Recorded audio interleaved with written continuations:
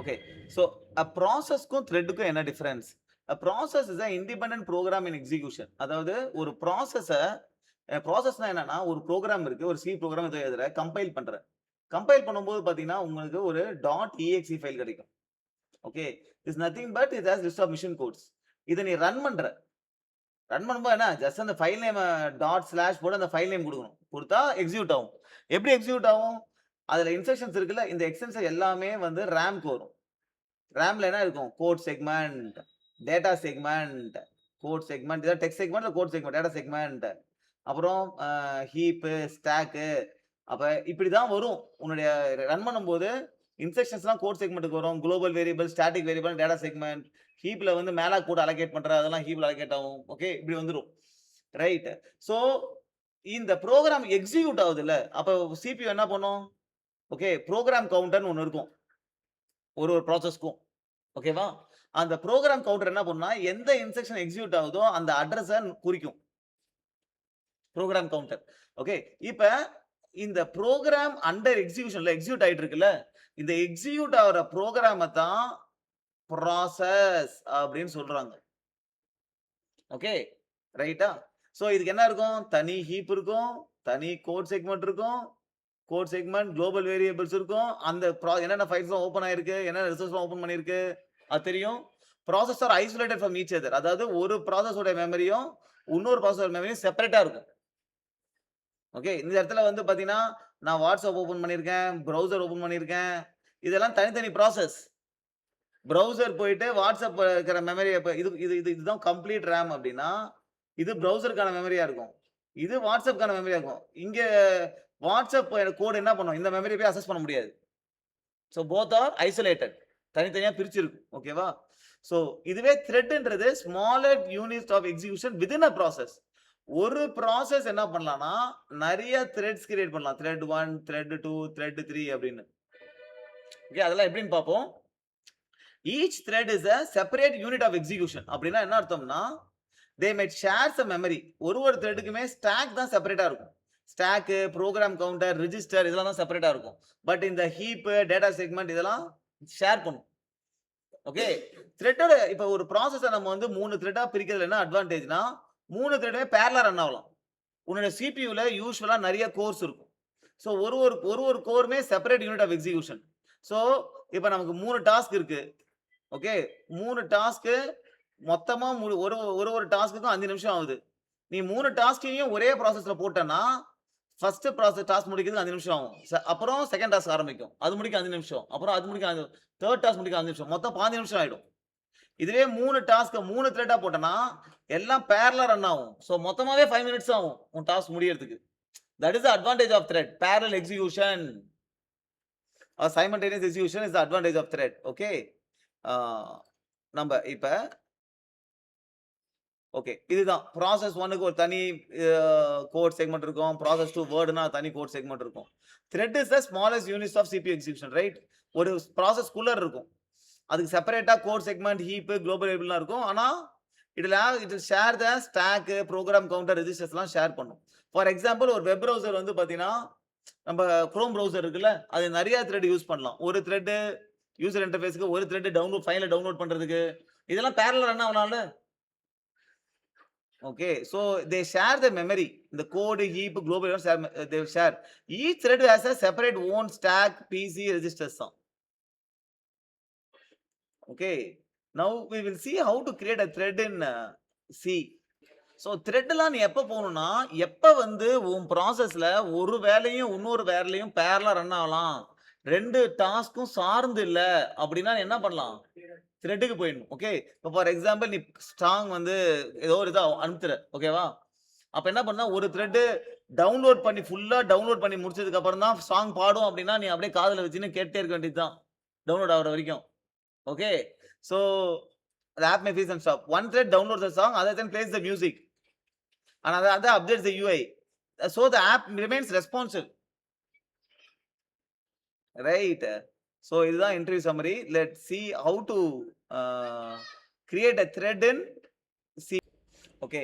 So சில thread create பண்றதுக்கு யூசுவலா நம்ம ஒரு லைப்ரரி யூஸ் பண்ணுவோம். Thread library. அதுதான் வந்து pthread லைப்ரரி யூஸ் பண்ணுவோம். அந்த லைப்ரரி யூஸ் பண்ணி நம்ம த்ரெட் கிரியேட் பண்ணலாம். விண்டோஸ்ல கிரியேட் த்ரெட் அப்படின்னு ஒரு ஏபிஐ இருக்கு. ஓகே. pthreads தான் ஸ்டாண்டர்ட். இப்ப pthread யூஸ் பண்ணி நம்ம எப்படி த்ரெட் கிரியேட் பண்றது அப்படின்னா, அதுக்கு வந்து we have a thing. So first என்ன பண்ணணும் அப்படின்னா, pthread கிரியேட் பண்றதுக்கு நம்ம ஃபர்ஸ்ட் ஆர்குமெண்ட் இஸ் இந்த pthread ஸ்ட்ரக்சர் இருக்குல்ல, அதுக்கு ஒரு பாயிண்டர் இருக்கு. ஓகே. ஸோ அது stores the thread ID. Right. So அதுக்கப்புறம் நம்ம இந்த இந்த ஃபங்க்ஷனை கால் பண்ணும்போது இதெல்லாம் ஆர்குமெண்ட்ஸ். ஓகே. அடுத்தது வந்து பாத்தீங்கன்னா த்ரெட் ஆட்ரிபியூட்ஸ். ஏதாவது த்ரெட்டுக்கு ஏதாவது ஆட்ரிபியூட்ஸ் இருக்குன்னா அதை பாஸ் பண்ணலாம், இல்லைன்னா நல்லுன்னு போட்டுடலாம். அப்புறம் அந்த த்ரெட் ஸ்டார்ட் ஆகும்போது என்ன function. Okay. This is actually a function. Okay. இப்போ ஃபார் எக்ஸாம்பிள் இப்படி டிக்ளேர் பண்ணா என்ன அர்த்தம்? ஒரு இன்டிஜர்னு அர்த்தம். இந்த இன்டிஜரோட அட்ரஸை நான் வேற ஒரு வேரியபிள்ல ஸ்டோர் பண்ணணும் அப்படின்னா int ஸ்டார் pன்னு போட்டு இந்த இன்டிஜரோட அட்ரஸை நான் இப்படி ஸ்டோர் பண்ணிடலாம். ஓகே. இப்படி டிக்ளேர் பண்ணா என்ன அர்த்தம்? int fun. இது ஒரு ஃபங்க்ஷன். கரெக்டா? ரைட். இதோட open braces close braces. Okay. இப்ப இந்த function name also represents the address of the function. இந்த ஃபங்க்ஷன் அட்ரஸை நான் ஒரு வேரியபிள்ல ஸ்டோர் பண்ணணும் அப்படின்னா we have to declare a function pointer. எப்படி இன்டிஜர் பாயிண்டர் டிக்ளேர் பண்றியோ அதே மாதிரி you have to declare a function pointer. Function pointer எப்படி டிக்ளேர் பண்றதுன்னா int ஸ்டார் ptr. ஓகே. அதுக்கு இப்படி ஒரு பிராக்கெட் போடணும். அப்புறம் அதோட இந்த ஃபங்க்ஷன் பாயிண்டரோட எந்த ஃபங்க்ஷனை பாயிண்ட் பண்ணுதோ அதோட ஆர்குமெண்ட்ஸ் என்ன int, ஒரு இன்டிஜர் அக்செப்ட் பண்ணுது. இப்படி டிக்ளேர் பண்ணிட்டு ptr is equal to fun அப்படின்னு கொடுத்துடலாம். அந்த ஃபங்க்ஷனை கொண்டு போய் அந்த பாயிண்டர்ல ஸ்டோர் பண்ணிக்கலாம். So this is the syntax to declare a function pointer. Function pointer என்ன? It points to a function. Okay. Right. இப்ப நம்ம இது வந்து பாத்தீங்கன்னா it is a function pointer. ரைட்டா? அவுட்புட் வந்து ஒரு void pointer, இன்புட் வந்து ஒரு void pointer. அதான் இந்த டெஃபினிஷனோட meaning. Right? Okay.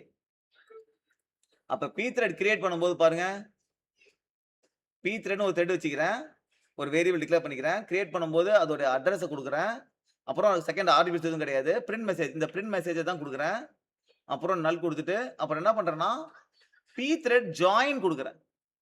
Okay. So இந்த pthread ஜாயின் என்ன பண்ணுன்றதை பார்ப்போம். ஸோ pthread ஜாயின் எதுக்கு அப்படின்னா நம்ம கேஸ்ல வந்து பாத்தீங்கன்னா நம்ம என்ன பண்றோம் அப்படின்னா கிரியேட்டிங் மல்டிபிள் த்ரெட்ஸ். ஸோ இந்த கேஸ்ல வந்து பாத்தீங்கன்னா நம்ம நிறைய த்ரெட் கிரியேட் பண்றோம். 5 த்ரெட் கிரியேட் பண்றோம். 5 த்ரெட் கிரியேட் பண்ணும்போது நம்ம என்ன பண்றோம், ஒரு ஃபங்க்ஷன் கொடுக்குறோம். கரெக்டா? ஒரு த்ரெட்டுக்கும் செப்பரேட் த்ரெட் ஐடிஸ் கொடுக்குறோம். ஓகே. இப்ப 5 த்ரெட்டுக்குமே இந்த ஃபங்க்ஷன் கால் ஆகும். இந்த pthread கிரியேட் பண்ணும்போது என்ன ஃபங்க்ஷன் கொடுக்குறியோ அந்த ஃபங்க்ஷன் கால் ஆகும். அந்த ஃபங்க்ஷன் செப்பரேட் த்ரெட்ல கால் ஆகும். which means what? அது வேற ஒரு கோர்ல எக்ஸிகியூஷன் ஸ்டார்ட் பண்ணிடலாம். Okay. so when you create a thread, ஒரு ஃபங்க்ஷன் கொடுக்குறேன்ல, அந்த ஃபங்க்ஷன் கால் ஆகும்போது அது வேற ஒரு கோர்ல ரன் ஆகலாம். அது வேற ஒரு கோர்ல ரன் ஆயிட்டு இருக்கு அப்படின்னா ஃபார் எக்ஸாம்பிள் நம்ம கேஸ்ல இது ரன் ஆயிட்டு இருக்கா, நம்ம சிபியூல ஃபார் எக்ஸாம்பிள் 4 கோர் இருக்குன்னு வச்சுப்போம். ஓகே. இப்ப இந்த மெயின் த்ரெட் இதான் மெயின் த்ரெட்னு சொல்லுவாங்க. இந்த மெயின் த்ரெட் இந்த கோர் 1ல ரன் ஆயிட்டு இருக்கு. இது ரன் ஆயிட்டு இருக்கும்போது ஒரு த்ரெட் கிரியேட் பண்றோம். அப்ப இந்த ஒர்க்கர் ஃபங்க்ஷன் ஸ்டார்ட் ஆகுமா? இந்த ஒர்க்கர் ஃபங்க்ஷன் இந்த கோர்ல ரன் ஆகலாம். 5 ஒர்க்கர் ஃபங்க்ஷன் இருக்கு. இன்னொரு ஒர்க்கர் ஃபங்க்ஷன் இந்த கோர்ல ரன் ஆகலாம். அடுத்த ஒர்க்கர் ஃபங்க்ஷன் இந்த கோர்ல ரன் ஆகலாம். கரெக்டா? இப்ப நான் pthread ஜாயின் ஏன் கொடுக்குறேன் அப்படின்னா இந்த ஒர்க்கர் த்ரெட் எல்லாம் முடிஞ்சதுக்கு அப்புறம் தானே இது இந்த மெயின் த்ரெட் முடியணும். இந்த pthread ஜாயின் கொடுக்காம இந்த மெயின் த்ரெட் முடிஞ்சிருச்சு அப்படின்னா இந்த மெயின் த்ரெட் தானே இந்த ஒர்க்கர் த்ரெட் எல்லாம் கிரியேட் பண்ணிருக்கு, அதுவும் டெர்மினேட் ஆயிடும். சோ இந்த pthread ஜாயின் கொடுத்தீங்கன்னா என்னென்ன ஜாயின் கொடுக்குறியோ அது வரைக்கும் மத்த த்ரெட்டும் முடியறதுக்கு வெயிட் பண்ணும். சோ வெயிட் பண்றதுக்கு தான் pthread join. Okay. So pthread create பண்ணும்போது the operating system it creates a new thread. And schedules execute the thread function. நீ pthread கிரியேட் பண்ணும்போதே ஒரு புது த்ரெட் கிரியேட் பண்ணி இந்த ஒர்க்கர் ஃபங்ஷன் கால் ஆயிடும். அப்பயே த்ரெட் கிரியேட் ஆயிடும். pthread ஃபங்ஷன் கால் பண்ணும்போதே த்ரெட் கிரியேட் ஆயிடும். த்ரெட் கிரியேட் ஆயி உனக்கு ஒர்க்கர் ஃபங்ஷன் கால் ஆயிடும். ஓகே. சோ மெயின் த்ரெட் என்ன ஆயிட்டு இருக்கும், அது pthread கிரியேட் பண்ணிச்சுன்னா உடனே ஒரு த்ரெட் கிரியேட் ஆயிடும். அப்புறம் மெயின் கன்டினியூஸ். pthread ஜாயின் பண்ணும்போது wait until the worker thread finish. இந்த ஃபினிஷ் வரைக்கும் வெயிட் பண்ணும். அதுக்கப்புறம் தான் இது கன்டின்யூ ஆகும்.